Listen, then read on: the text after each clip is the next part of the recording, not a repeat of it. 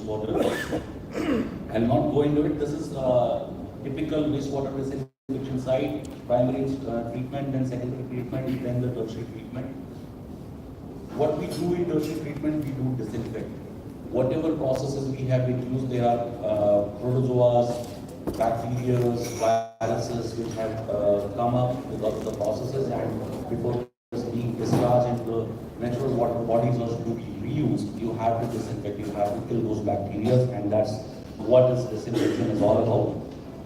There are typically two kinds of processes. One is chemical disinfection and the second one is physical disinfection. Chemical disinfection uses gaseous chlorine or sodium hypochlorite, that is liquid chlorine. In India, right now, 99% of the installations are chlorine. UV is a new technology as far as India market is concerned. In UV disinfection, we simply make sure that UV penetrates through the DNA of the bacteria and deactivate it. While we are selecting the right technologies, we have to look at certain points, that is community safety, public health protection, treatment performances, and environmental impact. And these are very, very important points to be noted. Looking at these particular points, like countries like US or Canada, at most of the places chlorine has been banned because of certain reasons, which I will just talk about. So chlorine is a chemical gas. It is carcinogenic in nature. It was used as a chemical weapon, and unluckily, if it gets leaked, you may have to evacuate the entire city. So, from community safety point, from employee safety, as I said, this is carcinogenic in nature. It is volatile. It is toxic in nature. And whereas UV disinfection, as I said, this is simply this light, visible light, which needs to be penetrated into the DNA of the bacteria. So nothing chemical being used, only physical disinfection. So no evacuation in case of leakages or non-toxicity. And the most important thing, it is most potent as far as chlorine is concerned. Chlorine is not able to take care of certain bacteria like Crypto and Giardia, whereas when you are using these processes for your drinking water facility, it is a mandate that in certain countries that even in last 5 years, if you have 2 times you have the traces of these Crypto and Giardia, you have to make sure that UV disinfection is being provided. The last point is environmental impact. I'll just talk about the case study. When we use chlorine, it is 1.8 million metric kg of CO2 per year compared to 0.5 metric kg of CO2 per year. That is the carbon footprint point of view, and that is, you can simply look at it, that is something around taking off 300 cars per year for a plant of 355 cubic meters. Whereas in India, we generally the plant ranges from 1 ml to 500 ml or 600 ml. So that's it. So what we have looked at, generally people say, hey, we have to use chlorine because chlorine in India we cannot afford this particular technology. Reason being, we are not doing that well.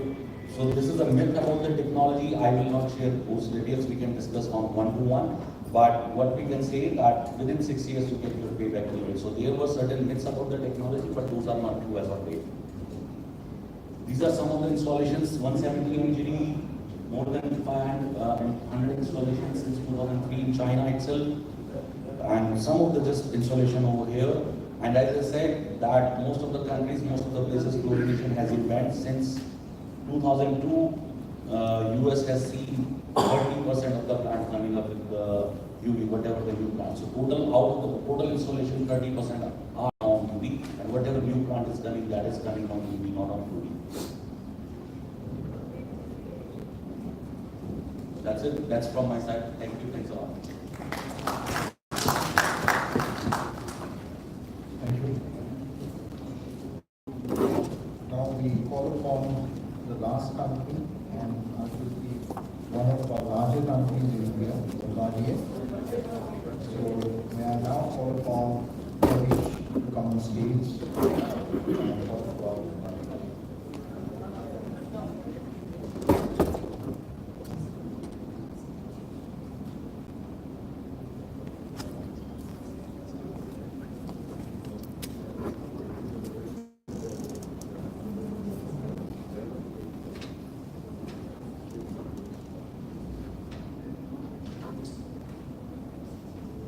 good morning, good afternoon to all of you. We are running short by time, so quickly I'm going to run the slides. Warm welcome on behalf of Bombardier. My name is Pravish, I'm representing Bombardier, the head of sales.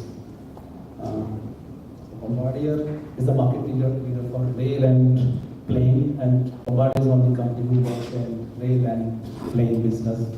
Close to $16 billion company, close to 8.5 in rail and rest of the business is from the plane. We are supporting and we are available serving 70 countries across the globe. More than 500 million passengers per day we are serving in transportation. You know, for the rail and transportation business, it's a wide product portfolio, starting from the metro, EMUs, locomotives, bogies. So practically Bombardier has a complete basket, complete product range. Now coming to the India, we are the first rolling stock company in India who invest heavily, I think to 20 years before.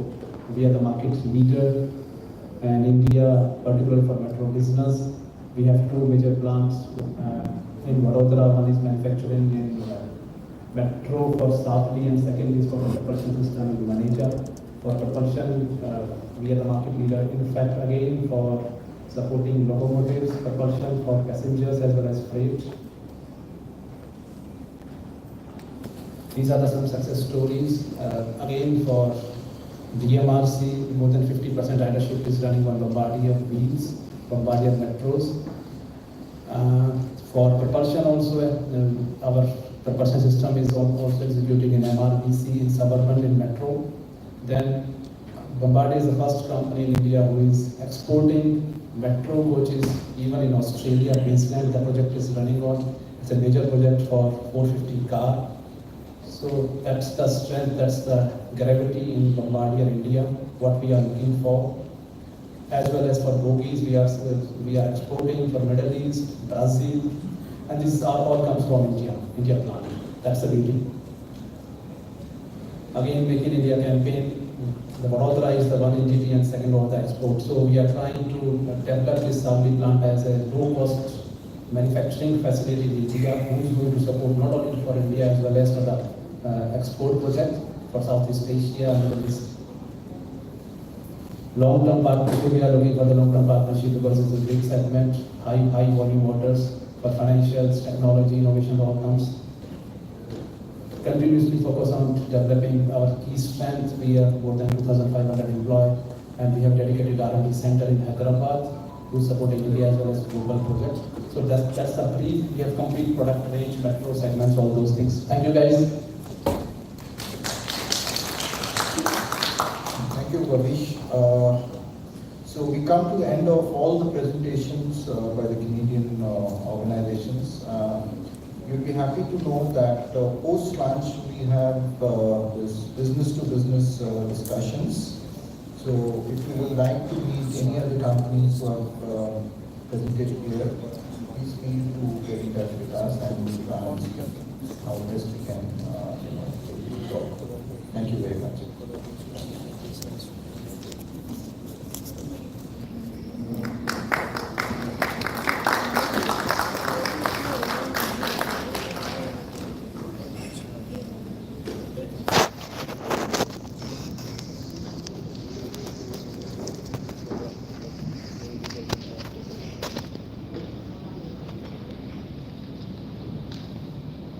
So first of all, let me welcome Shri Jay Pratap Singh Ji, Minister for Excise and Customs, Government of Uttar Pradesh. He has just arrived, and I would like to request Lindsay Vajnu to facilitate him with a bouquet of flowers, and then we can maybe start the session. We are just waiting for Principal Secretary as well to arrive, and then we can take the session forward. Please come onto the stage. We will ask Lindsay to.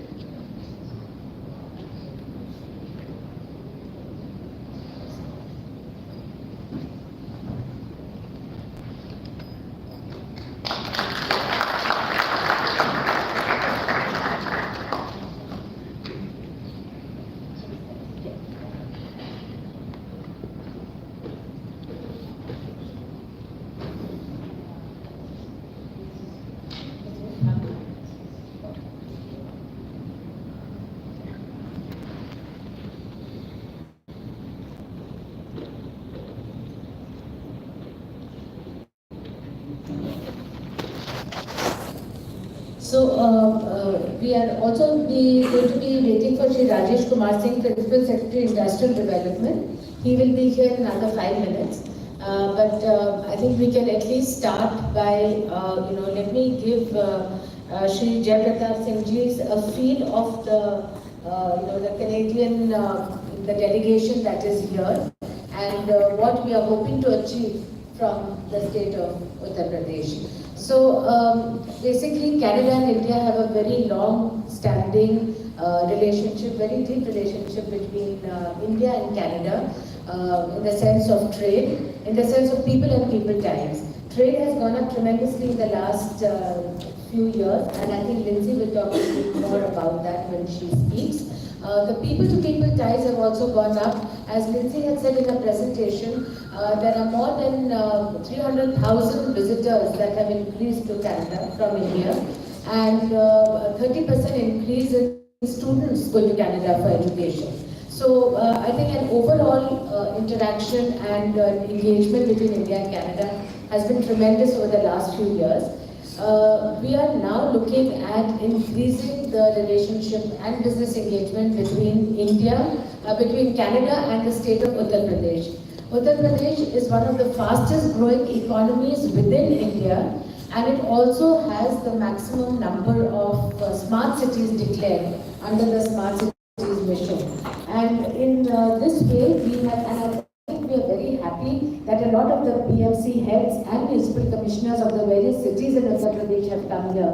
We are honored that you have come from all across the state to come here and meet with our Canadian delegation. And we will be having a specific session with them soon after this session is over. I think that is going to be a very fruitful part of this today's event. So basically, in the delegation that has come from Canada, there are 18 Canadian companies that have come, and they all have a lot to offer in terms of technology, in terms of innovative solutions, and the research and ideas that they have brought to the platform for smart cities. So I think it's a unique opportunity for the requirement in Uttar Pradesh and the offering from the Canadian companies. So this is a day where we just hope to start the beginning of this relationship. And another thing here is that what I had said earlier is about partnerships, that we hope that we can form partnerships with Indian companies for the government projects that will be floated and the tenders that will be floated. So this is also another thing I want to point out, is the first Canadian delegation to Uttar Pradesh that these companies have come. So it's a landmark, I would say, in terms of the birth of this kind over here. We need all the claps, because for them to have come to an unknown territory, for the Canadian companies to have come to an unknown territory, and for all of you that have come here to meet them, this is, I think, a great, it's a great initiative. I would also like to acknowledge and thank our partners here, ASSOCHAM, with whom we met earlier. We met with the Indian Industries Association and also with CII. And they have partnered us today to bring the relevant companies and industry to the event, so that we can, have a better interaction with them. So with this, let me now hand it over to Ms. Lindsay Margino, who is the Councillor Commercial and Senior Trade Commissioner, Government of Canada, to say a few words. Good morning, everybody, and thanks for coming out today. It's really a pleasure to see so many people here in Lucknow. I was sharing with the crowd earlier that this is my first visit to Lucknow, in spite of having lived in New Delhi for the last 2 years now. But just welcome.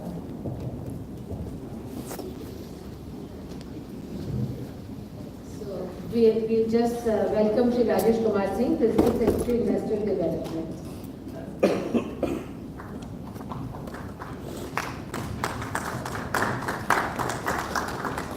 And as Navra mentioned, we have 15 Canadian companies who are here with us today in Lucknow. And I think some of them, when we proposed to them to come to Lucknow, they said, why? Why are we going to Uttar Pradesh? We visit Delhi regularly, we come to Mumbai regularly.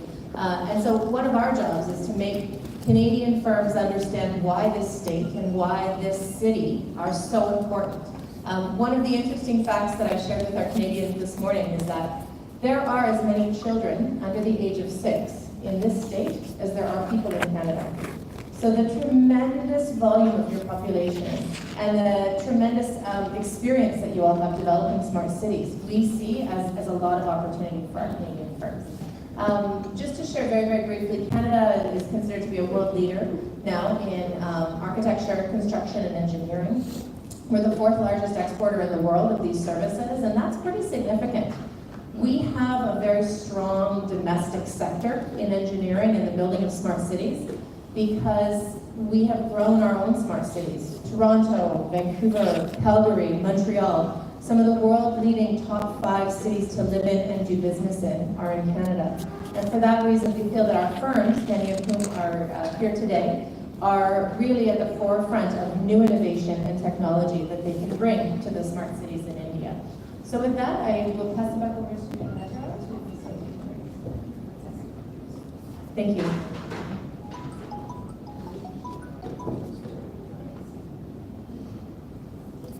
So I would now like to request Shri Singh to please come and make a few remarks.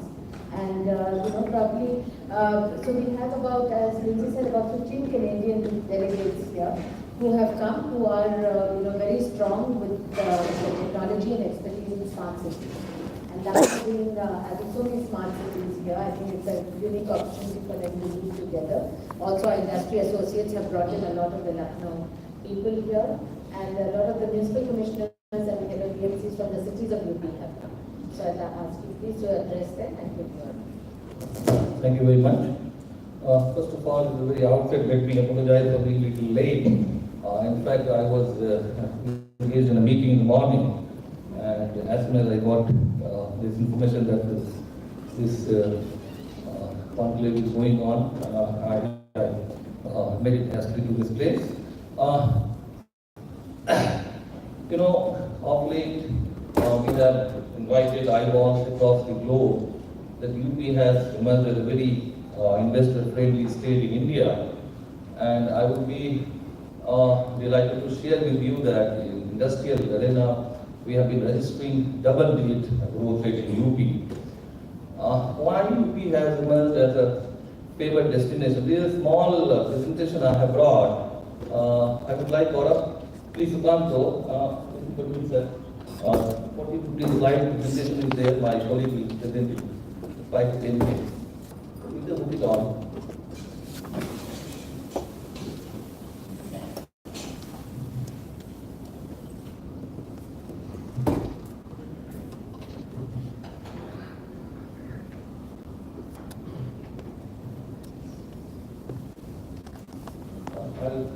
I'll ask the microphone to handle.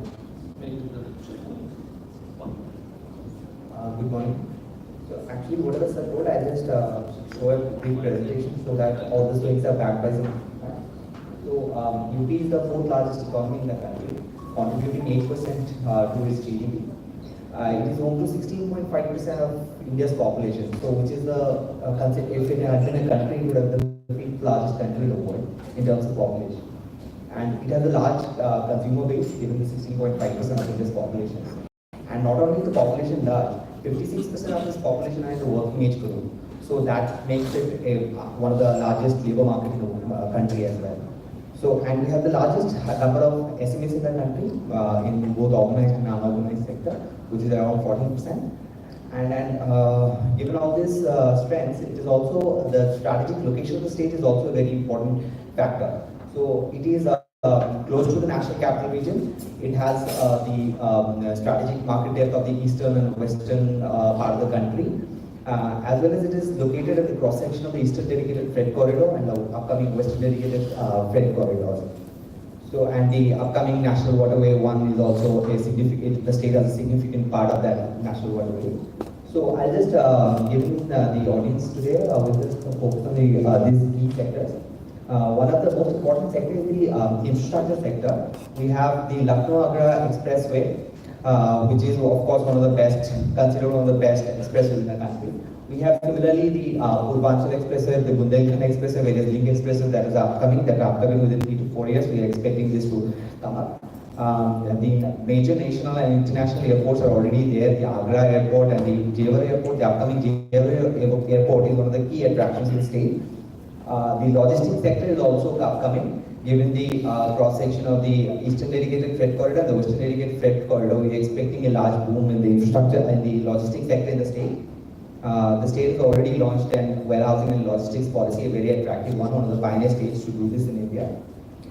In the urban sector, of course, we have the largest number of smart cities and Amrut cities in the state, in the country. The Housing for All scheme has been picking up in the state quite fast and is one of the is again one of the key demand drivers in the country, in the state. Of course, in our urban mobility, we have the metro projects, various metro projects that are upcoming in Agra, Lucknow, Varanasi. In the next important factor is our waste management. Waste management demand drivers that are prevalent in the state. The Swachh Bharat Mission, the various policies also in our waste management that we have come up is also attracting various companies, and I think most of you will be interested in that as well. In the mobility sector, again, the regional connectivity scheme of the Civil Aviation Department is a very important demand driver. The multimodal integration that we are looking forward, the metro rail projects which I have already mentioned, the green mobility. We are coming up with a electric vehicle policy. It is up for stakeholder consultation, so you can of course participate in that. The renewable sector, we have a potential of 28 gigawatt in the state. Various investment opportunities in solar, we are already 200 megawatt of solar tender is already out. So this is again a very important sector for the state and one of the most important investment opportunities also. In the IT/ITES sector, of course, we have various IT parks that are upcoming. Noida has already become one of the key hubs of IT and electronics in the country. Other opportunities, of course, are in the defense and aerospace sector with the upcoming Jewar International Airport. We are looking for MROs and the aviation sector, component manufacturing, all those things. The other two important things which are mentioned in this slide is the 15th Pravasi Bharatiya Divas, which the state is hosting, and the Kumbh 2019, which again is one of the key festivals in the state, and the whole country is looking forward to. In the policy, from a policy perspective, one of the umbrella policy of the state is the industrial policy, which is considered one of the best in the country and provides attractive incentives.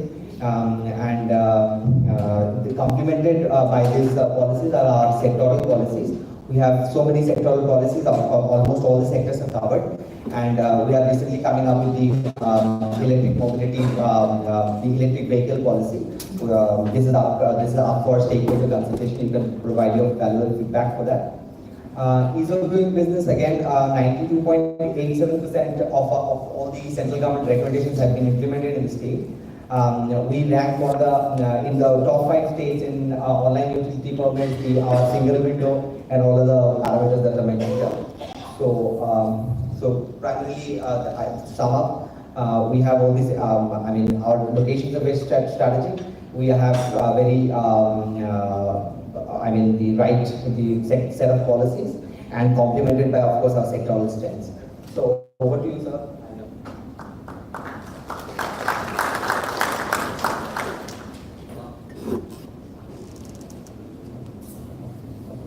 If anyone asks me why have UP emerged as top destination for investment, I would just provide 2 major reasons.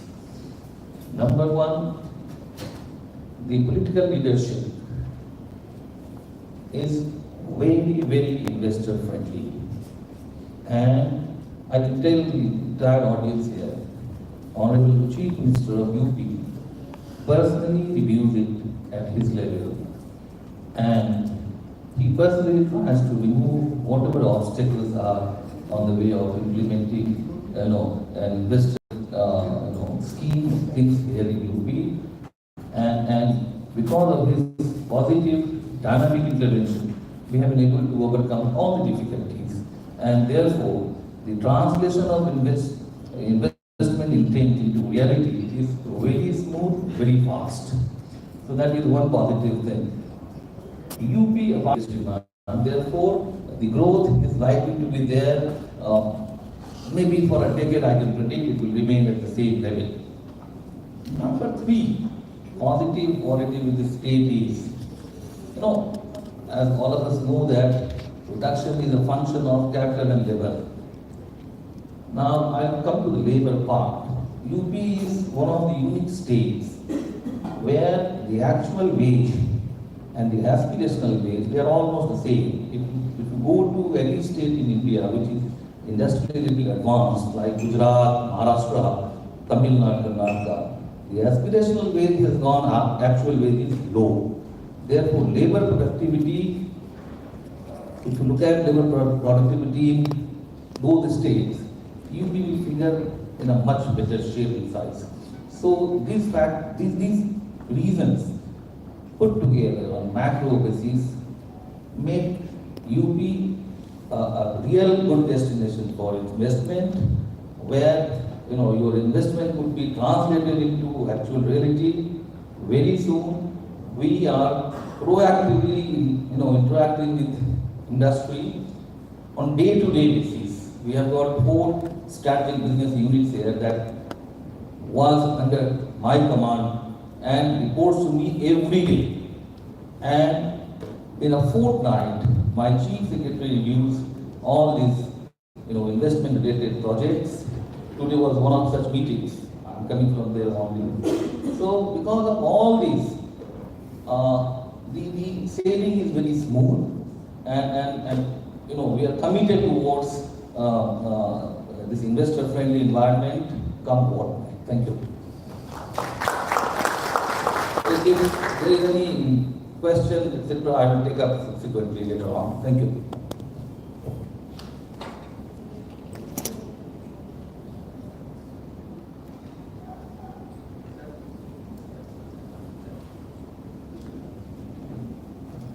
It is now my pleasure and privilege to invite Honorable Minister Excise, Government of UP, Shri Jai Pratap Singh, to come and make some remarks.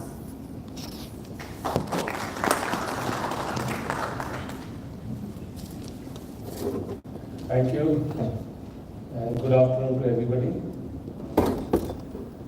At the onset, I would like to thank Nadira, as I've known her for a long time, and she wanted me to meet the industry minister with a colleague and a friend, Mr. Satish Mahana. And we did have a meeting, and he was scheduled to come for this event. But unfortunately, he has profusely apologized as something urgent has come up in Kanpur. He is over there, and he's not being able to make it. So he's asked to apologize on his behalf to the Indo-Canadian delegation that he won't be able to attend this event. And as a stopgap arrangement, and as a colleague, I have come in place of women trying to say something about industry, though it is not my field. I have a responsibility for excise, and if anybody knows anything about excise, which means controlling the liquor in Uttar Pradesh, which is a very interesting thing also. So, thank you very much, everybody. And you just heard our Principal Secretary who gave you a brief presentation on Uttar Pradesh. And he's going to take some questions from you a little later. But I would like to say one thing. The fact that the Indo-Canadian delegation has come to Uttar Pradesh is in fact itself a big event for us. As he said, Uttar Pradesh, why Uttar Pradesh? In a country like India, you have to understand the country and the population in India. We are a huge country of 130 crores. And we have whole lot of cities coming up, mushrooming, right from the village level to the city level. Small towns coming up in a very haphazard way, because we have a huge population problem. Now that population problem which has come up now and has impacted our development in a huge way. What has happened is that in today's 21st century, when every state is competing with itself to try and attract investors from all over the world, and they are doing it much better than UP.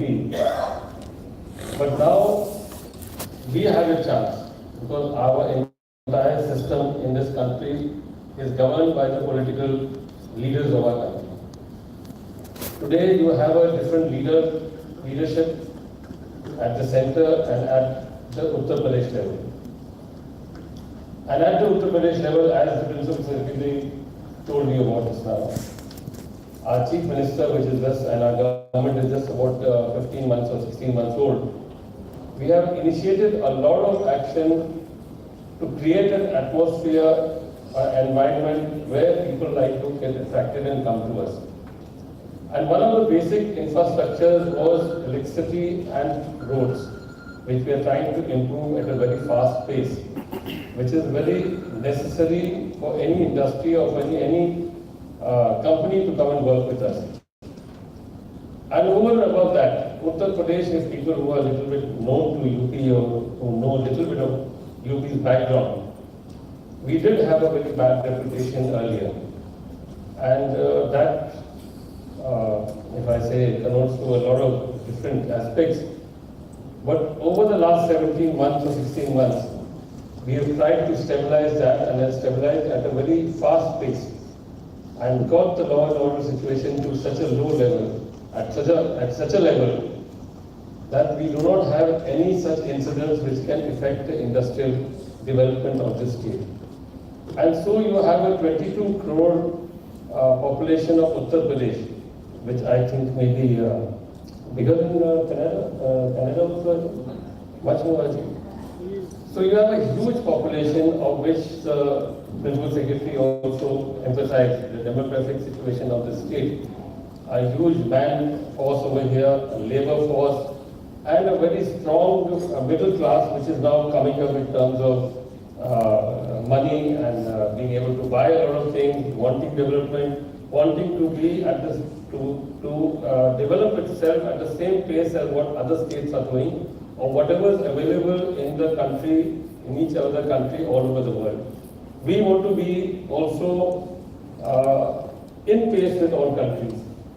But when you talk about India, when you talk about UP, when you talk about all the towns of UP, when you talk about Lucknow, when you talk about, say, Agra, when you talk about when people have come from there, Bareilly, from Meerut, from all over, these are congested towns where you need to bring in infrastructure to make them livable, you make them easily, to be easily giving them all the facilities of a city, like a township, and within that congested form of township which we have today, you have to find ways to make it into a smart city, as what the Canadian part of the delegation, which is now coming in a big way, wanting to invest and wanting to help us out in making our city smart. And that is what is required today in UP. You have Lucknow, which is in two phases. You have the old Lucknow, if all of you have ever been to the old part of Lucknow, which is beautiful also, but it has narrow lane, it has its own charm. It requires the same amount of development if you come across the Gomti and you come into the new Lucknow, which is Gomti Nagar, which has got wide road, which has got trees, which has got everything. Yet the old part has to be developed at the same pace as what we want the same way. And so you have these smaller towns which want to be, which have a huge population, to also grow, to also develop, to also have equal facilities with all over the world, with all over the other towns. And that is what our problem is, and that is what the new people here. We of course hope that you will interact with our industry, Principal Secretary and our Minister, and try and give us inputs on how to develop our own cities and make it as smart and make it at the same level as international cities which you have all over the world. So it's a very interesting concept, and as I said that at the outset, that as you have come itself for the first time into UP, it shows your confidence to come and work in UP. We have a different outlook now. A political will has to be established and is established in this state where we only look corridor coming up, which was announced by the Prime Minister himself. At least 1/3 of Uttar Pradesh is going to be a defense corridor, which has a lot of opportunities for any people who want to come from outside and integrate or have a partnership with all the companies which come and form it. So in every sector of Uttar Pradesh, which has been now coordinated by the Industry Department and the Minister, so you see a lot of development coming up, a lot of opportunities coming up for industrials also, as well as people who come and tie up with us. And it's a very good opportunity. We can only convince you and make sure that whenever you come, you will have a definitely easy accessibility to come into the UP bureaucratic system, which will be much more easier than what it was earlier, on the same guidelines as the central government, ease of doing business. You will have no problem at all of any kind of that. As a person from the government, as a minister in the state government, I can assure you from our government side that we are absolutely open to all sorts of opportunities and help from any Canadian organization or any other organization who comes into the state. We want to develop with you as fast as possible and give our society, give our people the fastest development and fastest facilities which is possible in a city, in a town, or if you have to give jobs. And that's it. I think I just wanted to, this is part of a little bit of a thing I have to give on behalf of my industry minister. And I once more apologize. I thank you and I thank all of you, and I thank Nazira and Ms. Lindsay for letting me put across my thoughts for a few moments. Thank you very much.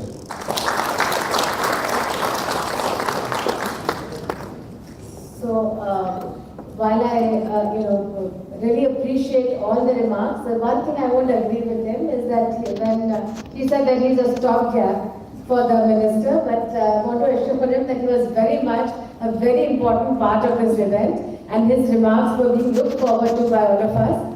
He has been in politics since 1992, since 1989. And the experience and the kind of knowledge that he has of Uttar Pradesh, very few people must be having. So, thank you very much for being here. And just your presence is such a support and encouragement, I think, to all the companies who've come here, that to know that you are here, and that means that it is important to you, that their presence here is important to you. So I once again thank you very much, and as I said, I know him for a long time, and I have really taken advantage of this relationship to get him to come here, but thank you very much for being here. Let me acknowledge the presence of Mr. Neeraj Vora, who is the MLA of the UP Legislative Assembly. Thank you for joining us here today.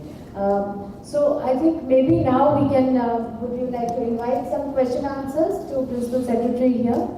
Any of the Canadian companies who may have a few queries, or anybody else that you might want to have any questions, most happy to welcome. Let me just, request, if you want to meet me individually also, I don't mind. I sit in accessibility 4th floor, and from 9 o'clock to 9 o'clock night I am available. So you're most welcome. In fact, I was expecting that the delegation might come and meet me. But that's what, the protocol division of Government of India Foreign Ministry, they have informed me. So, but no communication came, so I thought maybe they will be direct with me here also. But door is open, you can come meet me anytime. Thank you. Okay, so, yeah.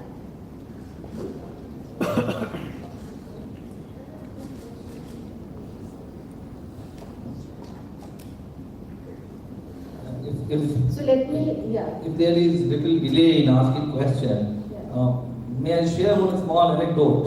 of course. Okay. There is a friend of mine, his name is Raj Ishwar. He is an industrialist, Chennai based, and he has a manufacturing unit at Manitoba in Canada. They are into manufacturing of electric relay, that is used as a component part in transformers. So you know, he had been scouting for a place where he could make some investment because they are supplying some hardware to Telco, Tata, this locomotive company that is based at Lucknow. So he had been scouting for a little land in Madhya Pradesh.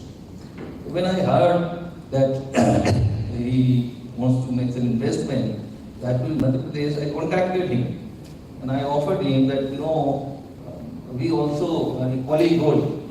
So why don't you explore the possibility of investment in UP? So he said, okay, you make me available some land. Believe me, in one day I had, got land at Kusi Road industrial area, and now construction is going on. So we have become so proactive. You know, we are soliciting your demand, and accordingly we will react.